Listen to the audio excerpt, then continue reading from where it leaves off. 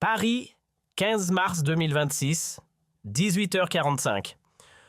Au cœur du palais présidentiel, Emmanuel Macron repose lentement le combiné sur son bureau. Le teint pâle, les traits figés. Un coup de massue venait de tomber. Sébastien Lecornu, son fidèle Premier ministre depuis 1 an et demi, venait de claquer la porte pour de bon.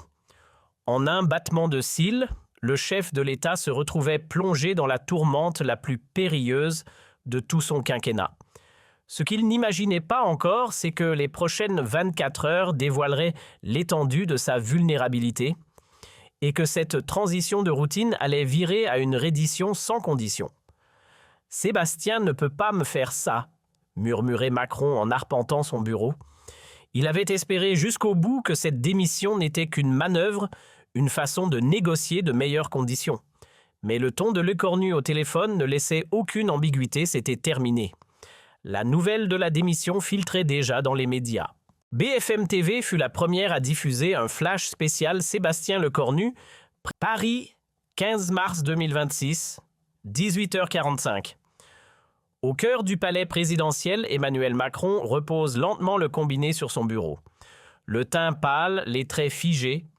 Un coup de massue venait de tomber. Sébastien Lecornu, son fidèle Premier ministre depuis 1 an et demi, venait de claquer la porte pour de bon.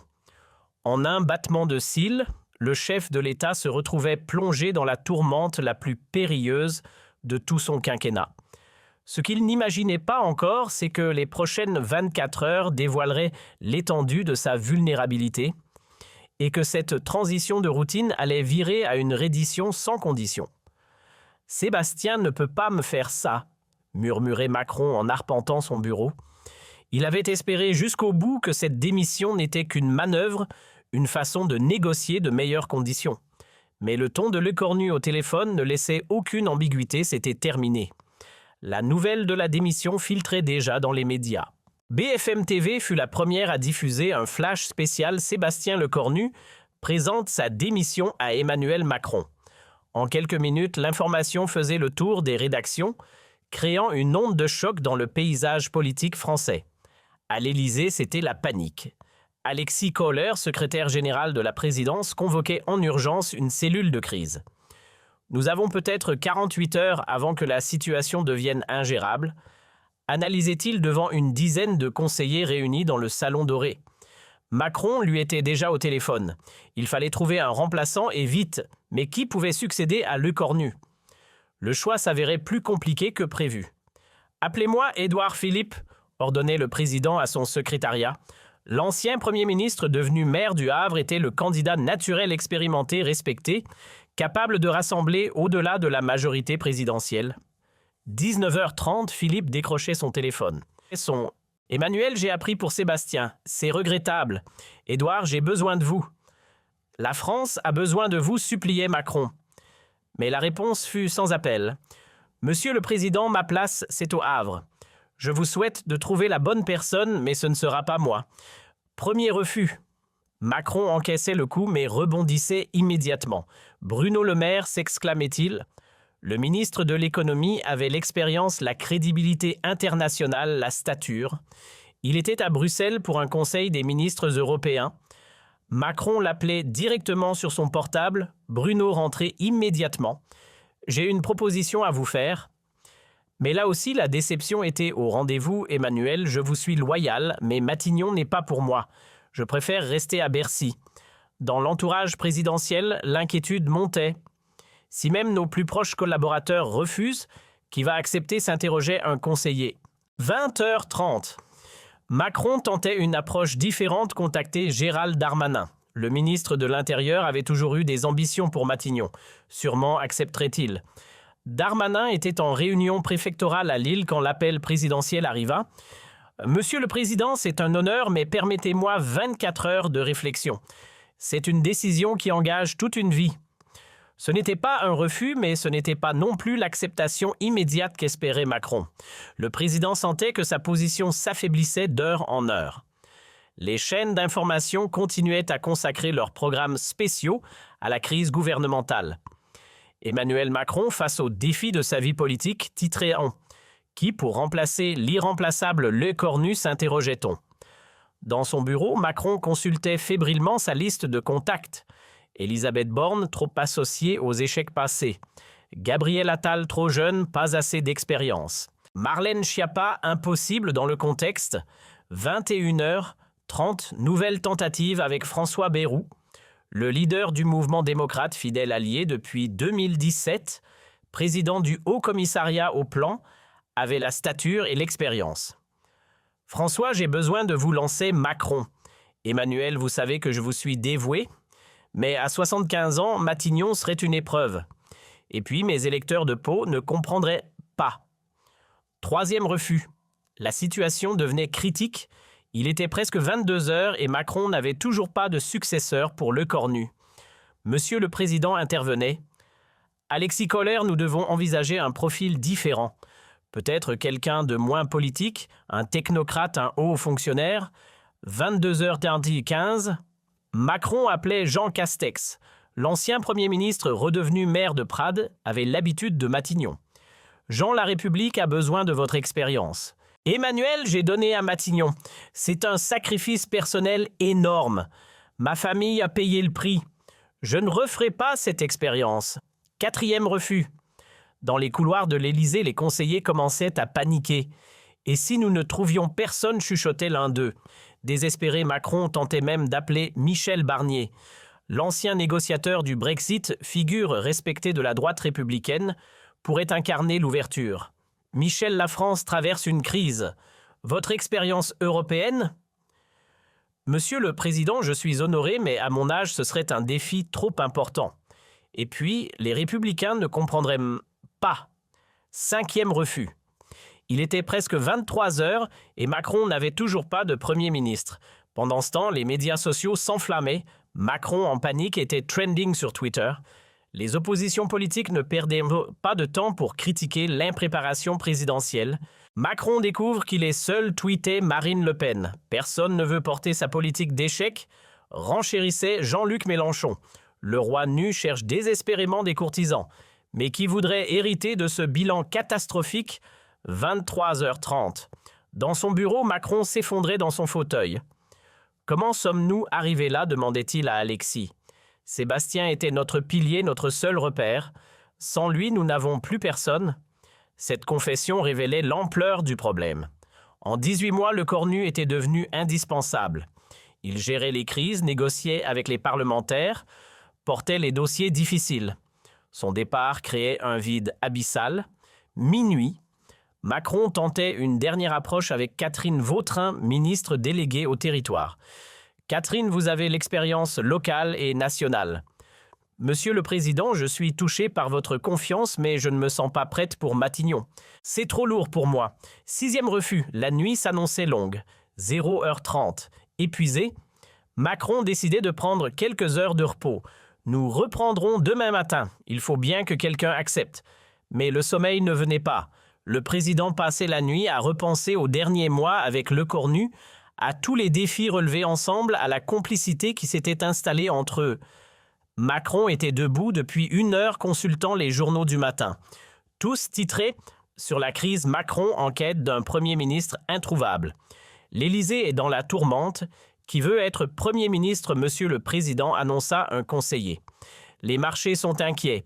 L'euro chute face au dollar. Il faut absolument stabiliser la situation. 7h30, Macron reprenait ses appels. Il élargissait sa recherche contactant des personnalités moins évidentes, Stéphane Travert, ancien ministre de l'Agriculture, Jacqueline Gouraud, ancienne ministre de la Cohésion des Territoires, même Marlène Schiappa malgré les réticences. Tous déclinaient poliment mais fermement. L'ampleur de la crise gouvernementale, l'instabilité politique, la faiblesse des sondages présidentiels dissuadaient même les plus ambitieux. 8 heures. Emmanuel Macron commençait à réaliser l'impensable. Personne ne voulait succéder à Sébastien Lecornu. Monsieur le Président suggérait timidement un conseiller, et si nous rappelions Sébastien, peut-être accepterait-il de reconsidérer sa décision. La suggestion provoquait un silence gêné dans la salle. Rappeler Lecornu après 12 heures de recherche infructueuse, c'était avouer un échec total. Reconnaître sa dépendance absolue à son Premier ministre. 8h30. L'orgueil présidentiel cédait devant la réalité politique. « Appelez Sébastien », murmura Macron.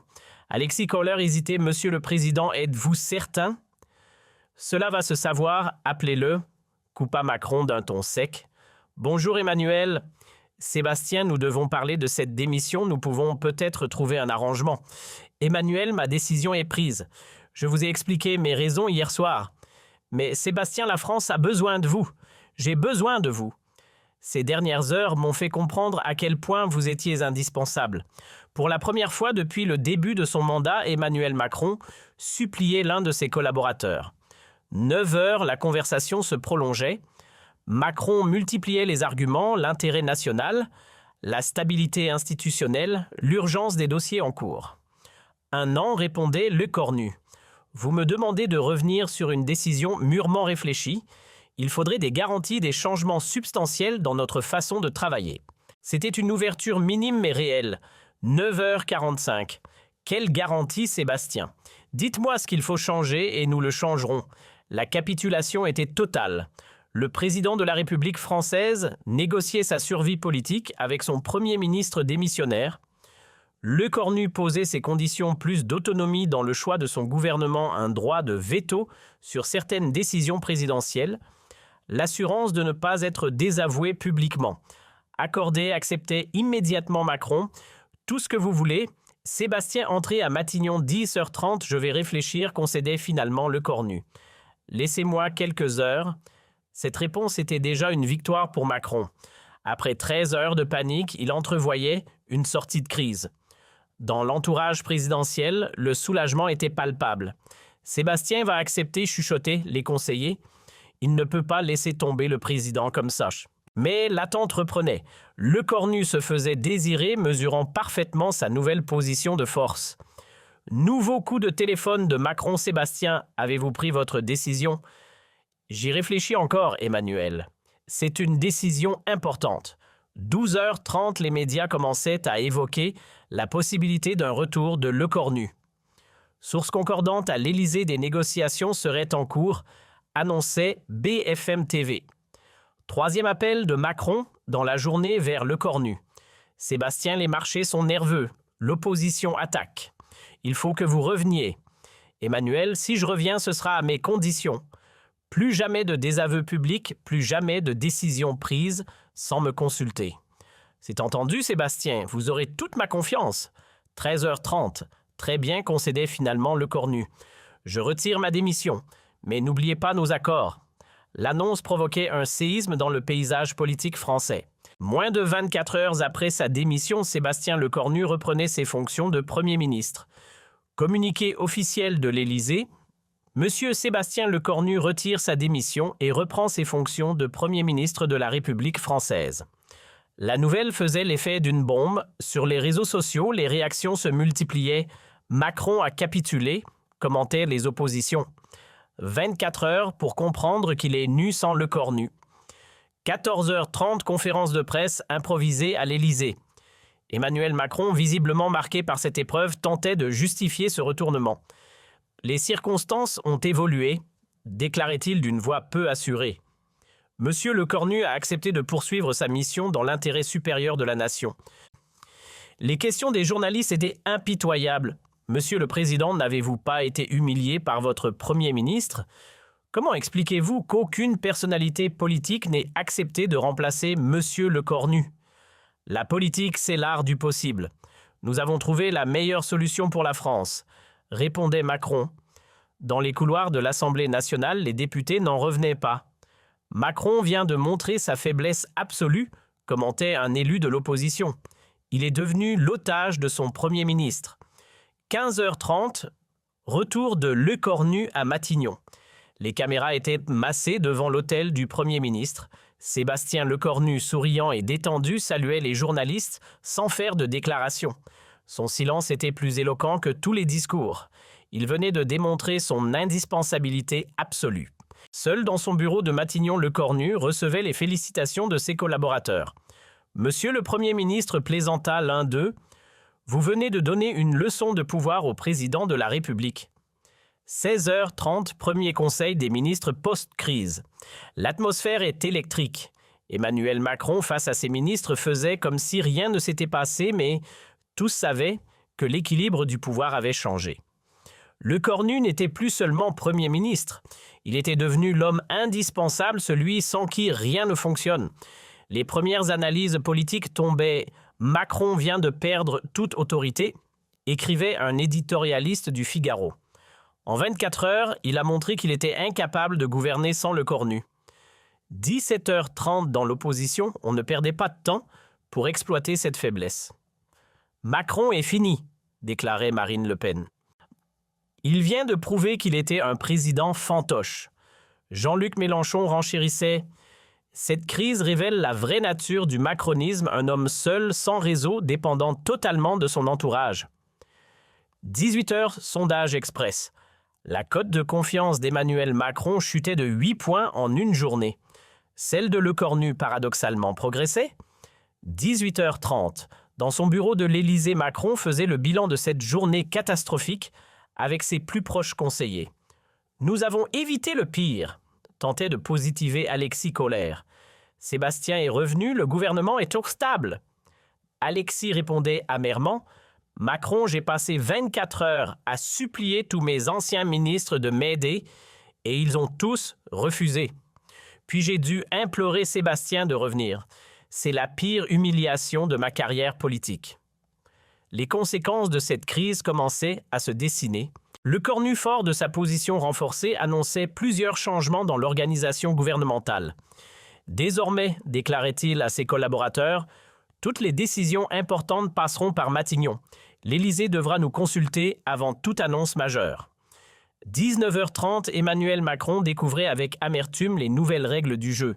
Un appel de Lecornu. « Emmanuel, j'ai vu que vous souhaitiez annoncer la réforme des retraites demain. Il faudrait qu'on en discute d'abord. » Le président de la République devait désormais demander l'autorisation à son Premier ministre. Dans les rédactions, les journalistes analysaient cette redistribution des cartes. Lecornu vient de réaliser un coup d'État constitutionnel, commentait un spécialiste des institutions. 20h30, l'humiliation présidentielle était totale. En 24 heures, Emmanuel Macron était passé du statut de président tout-puissant à celui d'otage politique de son Premier ministre. Ce soir-là, en se couchant, Macron mesurait l'ampleur de sa défaite. Il avait voulu se séparer de Lecornu, mais c'est finalement Lecornu qui avait pris le contrôle. Les 24 heures qui avaient suivi la démission de Lecornu resteraient dans l'histoire comme le moment où un président de la République avait perdu tout pouvoir réel, contraint de supplier son Premier ministre de bien vouloir gouverner avec lui. 3 mois plus tard, cette crise continuait de marquer la vie politique française. Emmanuel Macron n'avait jamais récupéré son autorité perdue. Sébastien Lecornu gouvernait en maître absolu, prenant toutes les décisions importantes. « C'est Lecornu qui préside, Macron qui suit », résumait cruellement un député. Cette formule faisait le tour des médias symboles de cette inversion du pouvoir. 6 mois après, lors d'un sommet européen, la faiblesse présidentielle était visible aux yeux de tous. Macron ne décide plus rien, confiait un dirigeant européen. C'est son Premier ministre qu'il faut convaincre. L'humiliation de ces 24 heures avait durablement affaibli Emmanuel Macron, transformé Sébastien Lecornu en homme fort du régime et révélé au grand jour les failles du système politique français.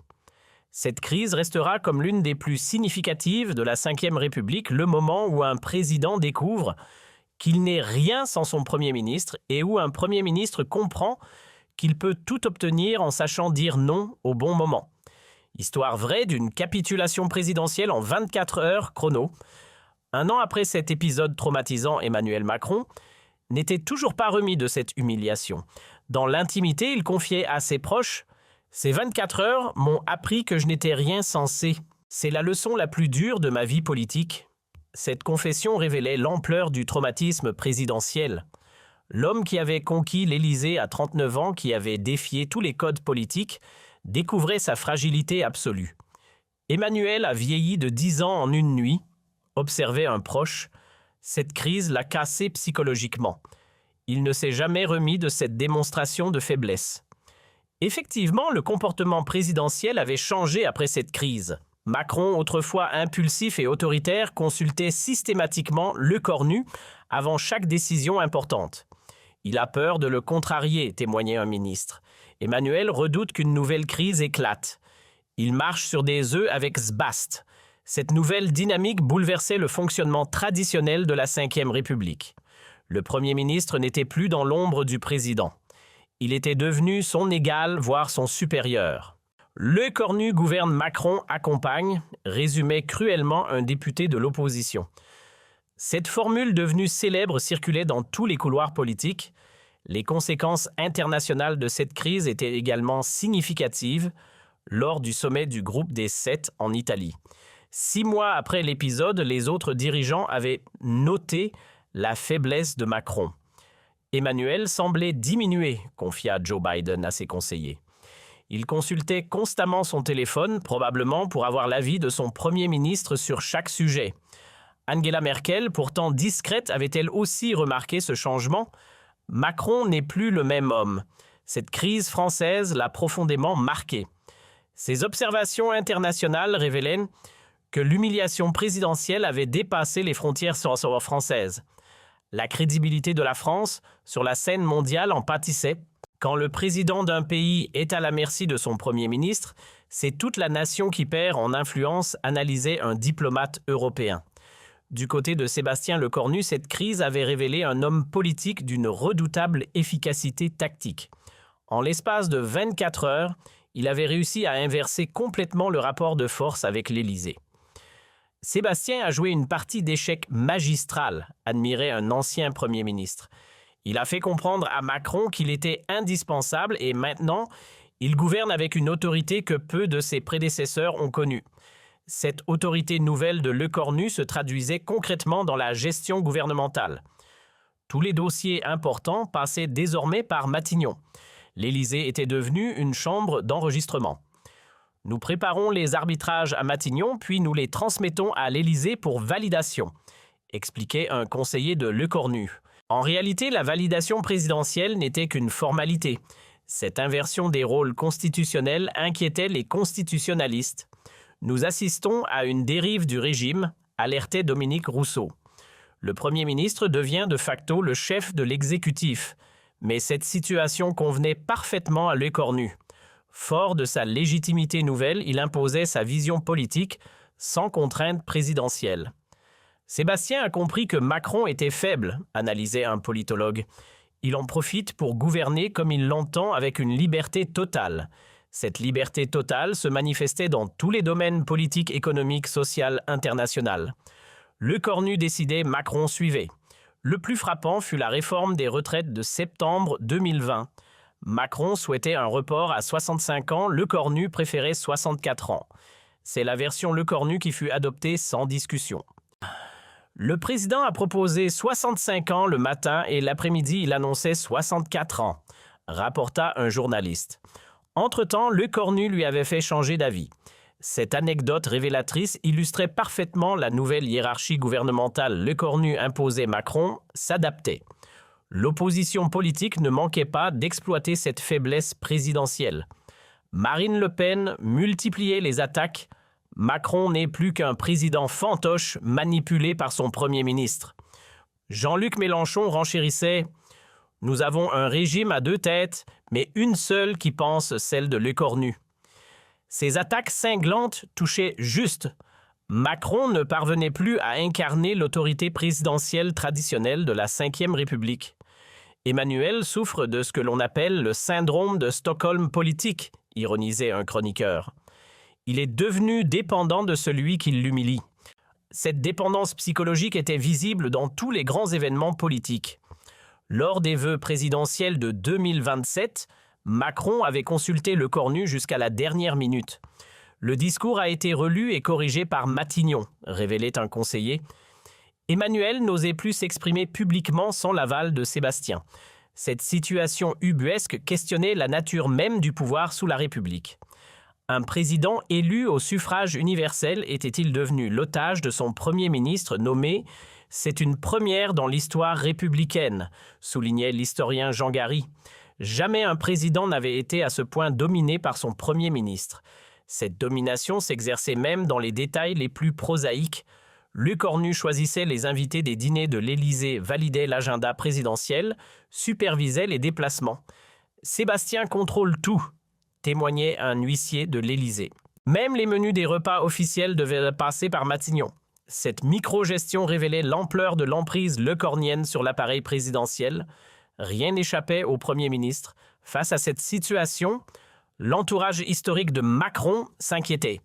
Alexis Kohler, Ismaël Émilien Sibeth Ndiaye, tous constataient l'affaiblissement dramatique de leur champion. « Emmanuel n'est plus le même », confia l'un d'eux. Cette humiliation l'a brisé. Il doute de tout, même de ses plus proches collaborateurs. Cette crise de confiance généralisée paralysait l'action présidentielle. Macron hésitait, tergiversait, reportait les décisions difficiles. Le président qui fonçait tête baissée est devenu quelqu'un qui réfléchit trop, observait un ministre. Paradoxalement, cette prudence nouvelle le desservait car pendant que Macron hésitait, Lecornu tranchait. Cette différence de tempo renforçait encore l'autorité du Premier ministre. Sébastien a compris que la politique, c'est l'art de la décision rapide, expliquait un de ses conseillers. Pendant que l'Élysée réfléchit, Matignon agit. Cette philosophie de l'action immédiate séduisait les Français lassés de l'indécision gouvernementale des années précédentes. Dans les sondages, cette préférence était claire, 67% des Français faisaient plus confiance à Lecornu qu'à Macron pour prendre les bonnes décisions rapidement. Ces chiffres catastrophiques pour l'Élysée confirmaient l'inversion complète de la popularité entre président et Premier ministre. « C'est historique », commente un sondeur. Jamais un Premier ministre n'avait été aussi populaire au détriment de son président. Cette popularité de Lecornu alimentait naturellement les spéculations sur l'avenir. Beaucoup voyaient en lui le futur candidat de la majorité présidentielle. Et même si Emmanuel se représente, il aura du mal à justifier sa candidature face à Sébastien. Cette perspective d'une candidature Lecornu terrorisait l'Élysée. Ce serait l'humiliation suprême à être remplacé par celui qui l'avait dominé pendant tout le quinquennat. Emmanuel redoute cette éventualité, confie un proche. Il sait que Sébastien a tous les atouts pour lui succéder. Ces atouts étaient indéniables: popularité, expérience gouvernementale, réseau politique et surtout image d'efficacité. Lecornu incarne la compétence face à l'amateurisme macronien, résume un politologue. Si l'élection présidentielle avait lieu demain, il serait largement favori. Cette analyse, partagée par de nombreux observateurs, révélait l'ampleur du renversement politique opéré en 2 ans et demi après cette crise historique. Le bilan était sans appel. Emmanuel Macron avait perdu toute autorité réelle. Sébastien Lecornu gouvernait en maître absolu et la Ve République vivait une expérience institutionnelle inédite. Ces 24 heures ont changé la France, conclut un historien politique. Elles ont montré qu'un président pouvait être réduit à l'impuissance par son propre Premier ministre. L'histoire retiendra cette crise comme l'une des plus significatives de la Ve République, le moment où un président découvre qu'il n'est rien sans son Premier ministre et où ce dernier comprend qu'il peut tout obtenir en sachant dire non au bon moment. Emmanuel Macron avait voulu gouverner seul. Il s'est retrouvé gouverné par un autre. Sébastien Lecornu avait accepté de servir. Il a fini par régner. En 24 heures, les rôles s'étaient inversés pour toujours. Cette leçon politique magistrale restera gravée dans les mémoires en démocratie. Le pouvoir appartient à celui qui sait le prendre, pas forcément à celui qui est élu pour l'exercer. Mais l'histoire ne s'arrêtait pas là. 2 ans après cette crise, de nouveaux éléments vinrent éclairer cet épisode. En mars 2028, un ancien conseiller de Matignon publiait « Dans l'ombre du pouvoir » révélant que la démission de Lecornu avait été orchestrée. La démission n'était pas spontanée, écrivait Jean-Baptiste Moreau. Elle avait été préparée pour tester la dépendance de Macron et renforcer notre position. Cette révélation faisait l'effet d'une bombe. L'enquête judiciaire révélait des enregistrements compromettants. Dans ces conversations, Lecornu expliquait « Emmanuel est faible psychologiquement. Si je le pousse à bout, il cédera sur tout. » Ces mots achevaient de discréditer le Premier ministre. L'opinion découvrait un manipulateur cynique prêt à instrumentaliser les institutions pour son profit personnel. La popularité de Lecornu chutait de 15 points, tandis que Macron bénéficiait d'un capital de compassion. En mai 2028, après une confrontation orageuse à l'Élysée, Lecornu démissionnait définitivement. Son successeur Gabriel Attal incarnait le retour à la normale institutionnelle. L'ère de la